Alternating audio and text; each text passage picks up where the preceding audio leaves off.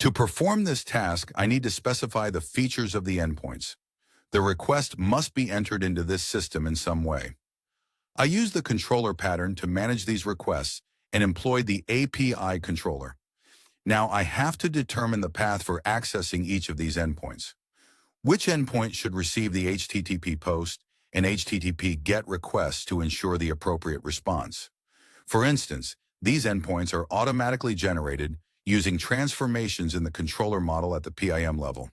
We have one endpoint for managing order creation requests, another for canceling orders, one for completing orders, and yet another for revoking orders. Additionally, we define the access route for these endpoints. I will describe this information in the controller model.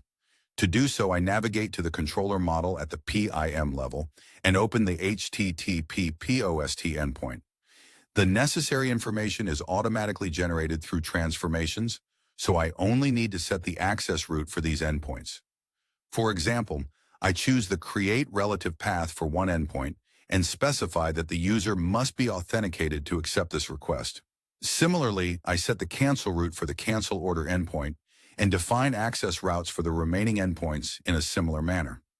Once I've entered this information, I consider this step complete and proceed by clicking the Done button to continue with the rest of the process.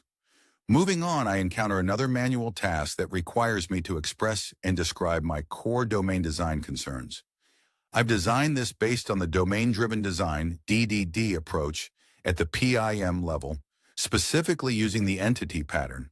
As we know, entities have a unique identifier. At the CIM level, I've already described these entities, and now I simply need to specify which attribute I define for domain concepts serves as the unique identifier for each entity.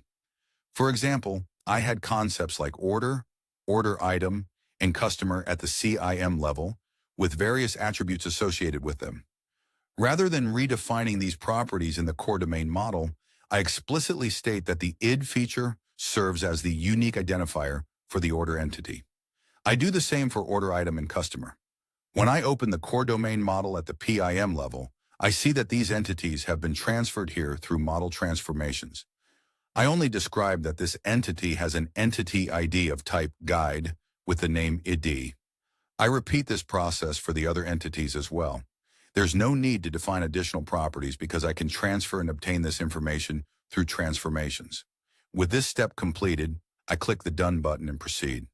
As I observe the execution of model transformations, I realize that there's another manual task ahead.